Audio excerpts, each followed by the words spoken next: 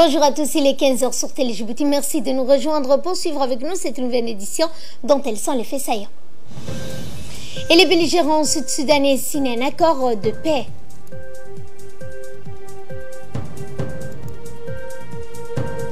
Et concernant la rentrée scolaire, les élèves des écoles primaires et des collèges des régions de l'intérieur effectuent leur rentrée en classe.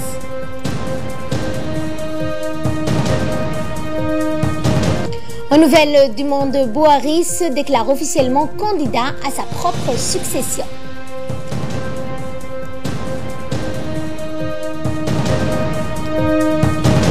Rebonjour, le président de la République Ismaël Omar Guelleh est de retour au pays après sa participation au sommet de l'IGAD sur la paix au Soudan du Sud.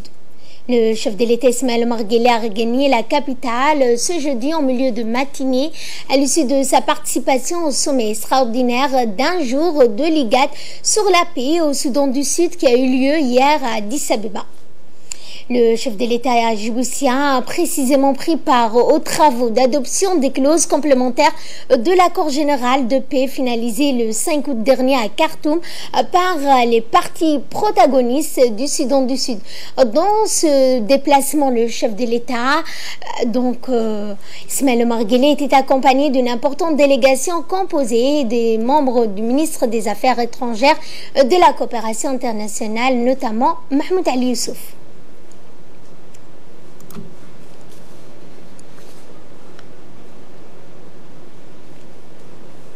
Et ce sommet extraordinaire sur le Soudan du Sud a permis à Salva Kiir et à son ancien vice-président Riek Machar de signer des clauses complémentaires portant sur les modalités de partage du pouvoir. Et pour nous en parler avec nous sur ce plateau, Asma Boubacar. Bonjour Asma. Bonjour. Quels ont été, Asma, les accords finalisés au cours de ce sommet extraordinaire de l'IGAD consacré au Soudan du Sud? Effectivement, le sommet extraordinaire des chefs d'État de l'IGAD a clôturé ses travaux hier soir par la signature de l'accord entre les dirigeants du Sud-Soudan.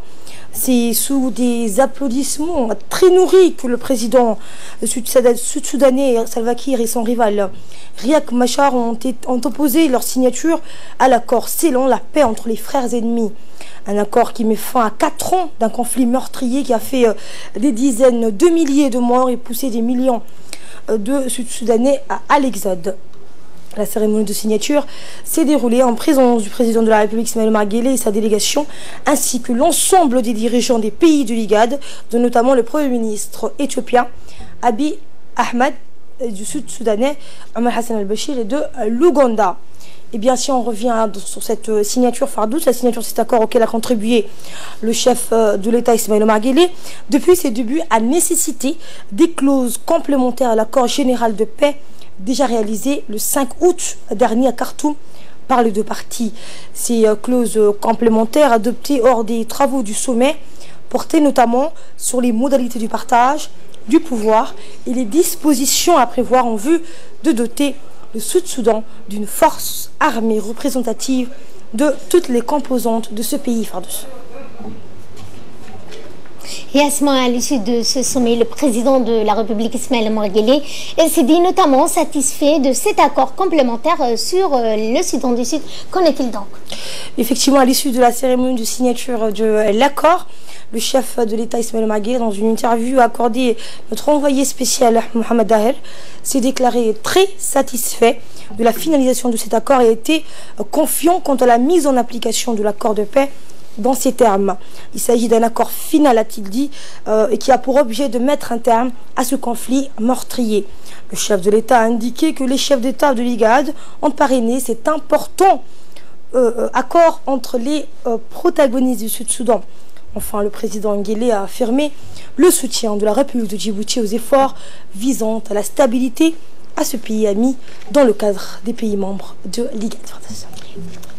Merci Asma pour ces précisions concernant donc notamment le sommet sur l'IGAD et dans le reste de l'actualité, la rentrée des lycées et notamment au lycée de Belbala qui s'est déroulée donc après les élèves du primaire. Ce sont donc hier les collèges. C'est au tour des lycées de reprendre le chemin de l'école sur l'ensemble du territoire national. Des milliers de lycéens auront pris leur cours ce matin sur l'ensemble du pays. Le ministre de l'Éducation nationale, Moustapha Mohamed Mahmoud, accompagné d'une forte délégation, s'est rendu ce matin dans les différents lycées de la capitale de Belbala, notamment pour s'assurer notamment du bon déroulement de la reprise des cours. Le mot d'ordre de cette rentrée et de cette tournée de transmettre un message aux acteurs de l'éducation, de donner la priorité à l'éducation à travers les élèves.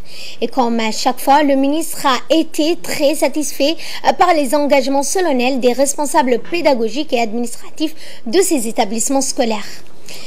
Et dans le reste de l'actualité, à l'instar des autres établissements scolaires de la capitale, les écoles du primaire et des collèges des régions ont normalement ouvert leurs portes hier. Donc, mercredi 12 août étant le jour de la rentrée des classes dans les pays, à Arta notamment, ils sont 4008 élèves à avoir regagné leur école après les vacances d'été. À cette occasion, le préfet de la région, M. Abdullahi Darar Oukiye, accompagné par le chef de service régional du MENFOP, Hassan Ali Hadi, ont supervisé le déroulement de la rentrée scolaire qui a eu lieu donc, dans de bonnes conditions. La rentrée de cette année se caractérise par la tenue uniforme de couleur noire et bleue pour tous les élèves des écoles primaires.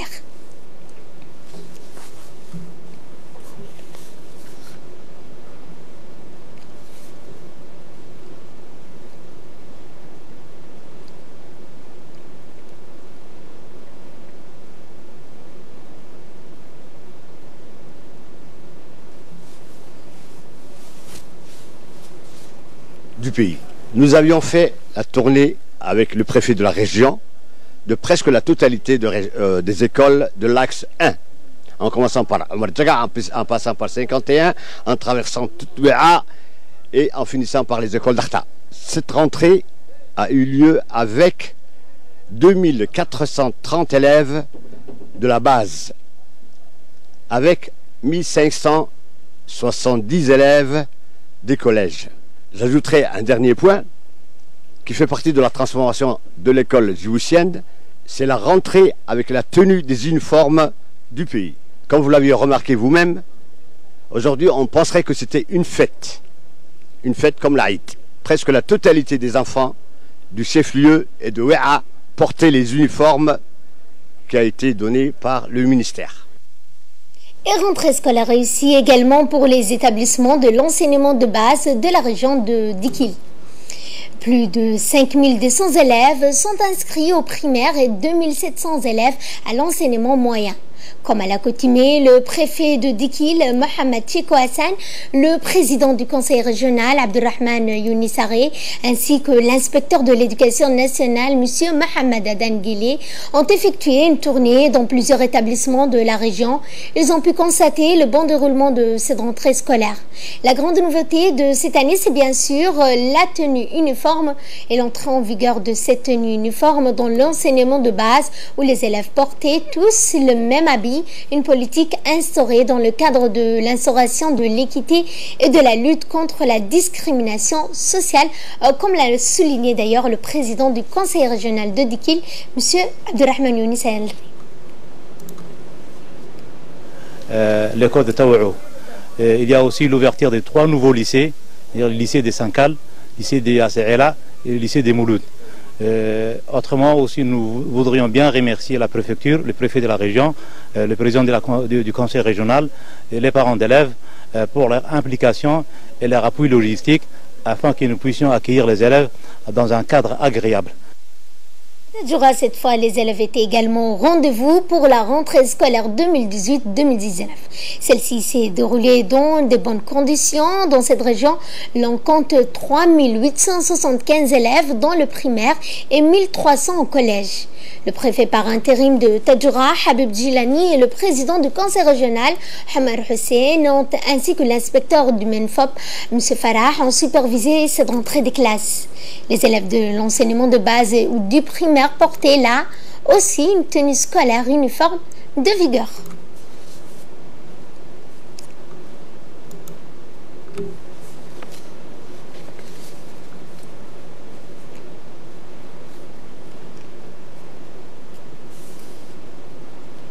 On les a vérifiés.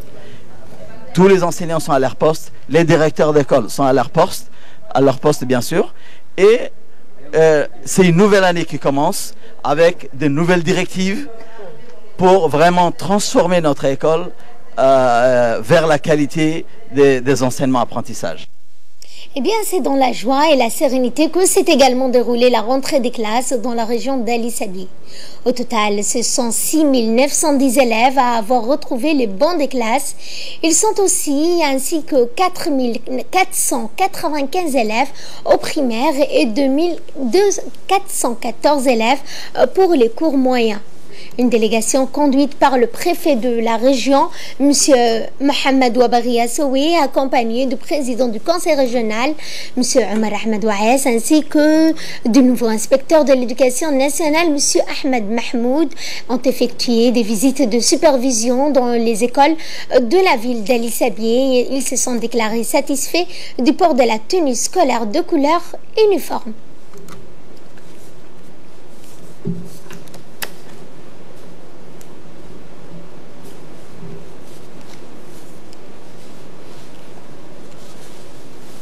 Autre actualité de 50 heures avec l'Organisation internationale pour l'immigration qui a remis ce matin des motopompes à la Direction nationale de la protection civile.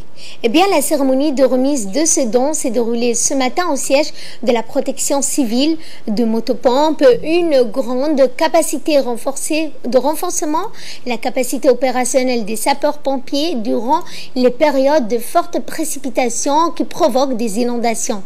Les motopompes ont une capacité d'évacuation de 2000 litres d'eau par minute. Cette cérémonie de remise du don a vu la participation du ministre de l'Intérieur ainsi que le chef de la mission de l'OIM, Madame Lalini, et le directeur adjoint de la protection civile ainsi que les membres de l'ONARS. Dans une allocution, le chef de mission de l'OIM a indiqué que ce don permettra aux sapeurs-pompiers de remplir efficacement leur mission.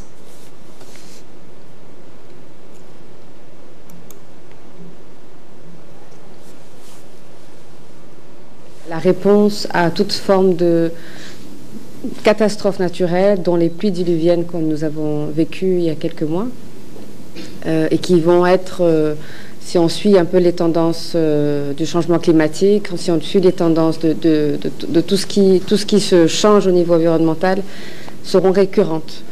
Donc c'est très important qu'on puisse se prépositionner, qu'on puisse ensemble, avec les institutions qui sont responsables, répondre rapidement à ces catastrophes, à ces conséquences de ces pluies. La Direction générale de la protection civile est à l'avant-plan, bien sûr, à travers les pompiers, d'autres institutions, d'autres intervenants aussi, bien sûr, mais c'est surtout les pompiers qui sont à l'avant-plan de cette réponse et la protection de la population. Dans son intervention, le ministre de l'Intérieur n'a pas manqué de remercier la chef de mission de l'OIM pour ses efforts en faveur de la population. Nous l'écoutons. Je rappelle, cette dotation n'est pas le premier du genre, car l'OIM avait octroyé déjà gracieusement une motopompe à la direction de la population civile lors du passage du cyclone Sagar. D'emblée, le gouvernement de Djibouti est reconnaissant pour cette donation de 2 mompes remorquables de marque Caniva et de capacité de 120 mètres cubes par heure, équipés d'un moteur électrique. Effectivement, il va contribuer à renforcer davantage les capacités de la Direction nationale de la protection civile dans ses efforts d'évacuation des eaux usées, des pluies pour le grand bonheur de nos populations djiboutiennes. Grâce à ces deux nouvelles motopompes de forte capacité, désormais, la protection civile est équipée de 3 motopompes de 120 mètres cubes par heure, soit chaque motopompe 2000 litres par minute. Je reste convaincu que nous pouvons lutter contre les inondations qui entravent non seulement la bonne circulation des biens et des personnes, mais sont à l'origine de plusieurs vecteurs de maladies. Je tiens à préciser ici que la direction de la protection civile doit bien entretenir ces moyens. C'était la perle de la prière d'Al-Asr et nous enchaînons avec ce sujet concernant la santé. Le ministre de la Santé, Dr Jamal El-Maoukiye, a présidé hier après-midi une importante réunion préparatoire de la campagne de vaccination contre la poliomyélite et la rougeole. En effet, le ministère de la Santé prévoit de lancer une campagne de vaccination d'envergure nationale pour l'éradication de la poliomyélite et de la rougeole en ciblant les enfants de moins de 5 ans, surtout l'étendue du territoire national. Axée sur une stratégie d'immunisation préventive, l'équipe de la PEV a élaboré en effet une micro-planification efficace et audacieuse pour garantir donc l'atteinte de tous les objectifs fixés. Prévue donc pour le début du mois d'octobre, cette campagne de vaccination portera sur une stratégie de porte-à-porte, mais elle se fera donc également au moyen de la stratégie de postes fixes qui seront établis au niveau de toutes les structures sanitaires et dans tous les quartiers. Consiste à mettre en évidence et à discuter surtout la préparation de la campagne de vaccination au niveau national qui va se faire prochainement. Et cette campagne de vaccination va prendre en charge les enfants de moins de 5 ans. C'est une vaccination supplémentaire contre la rougeole, tout d'abord, et contre la polio. Il y aura aussi le déparasitage avec le mébendazole et la supplémentation de vitamine A. Cette campagne va se réaliser fin septembre 2018 et début octobre 2018. Également dans l'actualité, le secrétaire d'État à la jeunesse et au sport, M. Hassan Mohamed Kamil, a reçu ce matin dans son cabinet le conseiller économique et commercial de l'ambassade de la République populaire de Chine. Cette rencontre s'est déroulée en présence des proches collaborateurs du secrétaire d'État, essentiellement portée sur l'énumération des besoins formulés par le département ministériel en termes de matériel de formation.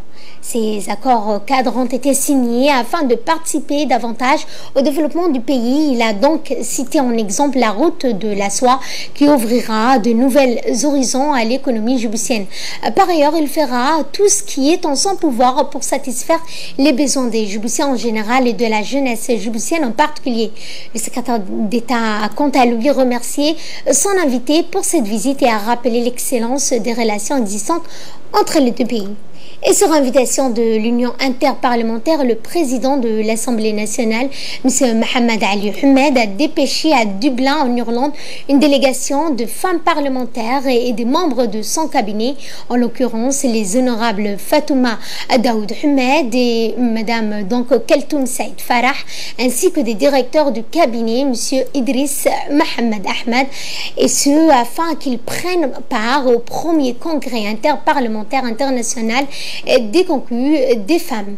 Il convient, avant de parler, que l'Assemblée nationale de notre pays, sous la présidence de M. Mohamed Ali Ahmed, a comptabilisé cette année 17 femmes parlementaires sur un total de 66 députés, soit un taux global de presque 30%. Et cette image du jour de notre photographe Hussein Ismahan qui nous vient donc directement de récents tracés du nouveau chemin de fer qui passe à travers Belbala. On peut voir des enfants marcher sur des rails.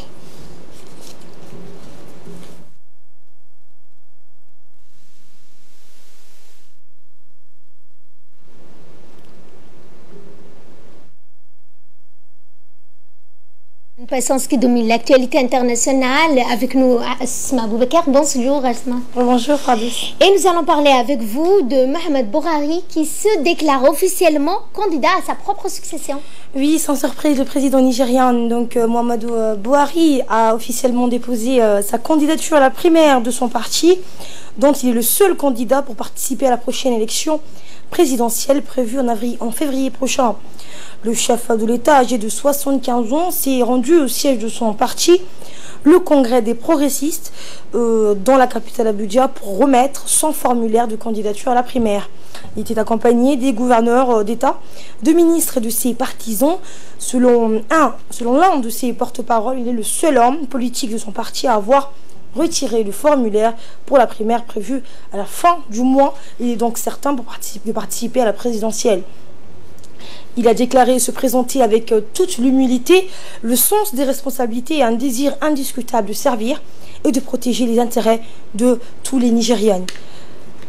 Eh bien, l'ancien général Buhari avait dirigé une première fois le géant d'Afrique de l'Ouest pendant les dictatures militaires, avant de devenir le premier candidat de l'opposition dans l'histoire du Nigeria à vaincre un président en exercice lors des élections en 2015. Et en France, Mamadou, donc Gassama a été naturalisé français après avoir donc sauvé un enfant français. Oui, Mohamedou Gassama, le jeune migrant malien qui avait sauvé un enfant en escaladant la façade d'un immeuble parisien en fin mai, a obtenu la nationalité française selon le décret de naturalisation paru au journal officiel hier. Mohamedou Gassama, 22 ans, rebaptisé Spider-Man sur les réseaux sociaux, avait sauvé un enfant suspendu dans le vide en escaladant la façade d'un immeuble du nord de Paris, le 26 mai, suscitant l'admiration générale en France et la fierté au Mali. Reçu à l'Élysée par le président Emmanuel Macron 2 jours après son exploit, le jeune avait vu sa situation régularisée avant une naturalisation annoncée. Le jeune homme a également été récompensé à Los Angeles pour son courage le 25 juin dernier lors de la cérémonie de Better World qui honore chaque année des personnalités noires. Et Asma, concernant la Birmanie, l'ONU se pose donc cette question du début de sa mission sur un retour éventuel des Rohingyas. Oui, en Birmanie, pour la première fois depuis le début des violences de l'armée birmane contre la minorité musulmane des Rohingyas, des équipes de l'ONU ont pu se rendre sur place hier dans le nord de l'état de l'Arakan, un accès autorisé dans le cadre d'un accord en juin dernier entre les Nations Unies et le gouvernement birman, mais qui reste pour l'instant limité. Cette première mission de l'ONU dans le nord de l'État va durer 2 semaines et concerne seulement une trentaine de villages pour l'instant. L'objectif est de préparer, l'objectif de l'ONU est de préparer un éventuel rapatriement pour les plus de 700 000 Rohingyas qui ont trouvé refuge au Bangladesh. Si la Birmanie se dit prête à les accueillir, les Nations Unies ont à plusieurs reprises exprimé leur préoccupation sur les conditions de retour et la région reste très difficile d'accès aux urgences internationales ou encore aux journalistes. Asma, donc aux États-Unis, l'ouragan Florence rétrogradé en catégorie 2. Oui, effectivement, rétrogradé en catégorie 2, l'ouragan Florence s'accompagne de vents moins violents qu'au prévu, mais les pluies diluviennes pourraient alors provoquer ce jeudi des inondations et des crues historiques dans l'est des États-Unis. Florence a finalement balayé les prévisions les plus pessimistes. L'ouragan qui se dirige vers la côte est des États-Unis a été rétrogradé hier d'un cran en une tempête de catégorie 2 sur 5 sur l'échelle de Saffir-Simpson. C'est ce qu'a annoncé l'Institut américain de surveillance. La tempête devrait faire de gros dégâts, notamment en raison d'importantes précipitations qui sont annoncées. D'après les dernières prévisions, Florence, dont les vents atteignent les 150 km/h, pourrait alors stagner aux abords des côtes, ce qui promet plusieurs jours de pluie diluvienne de la Virginie à la Caroline du Sud. Merci Asma pour toutes ces précisions. Merci également à vous de nous avoir suivis. Excellent après-midi à toutes et à tous.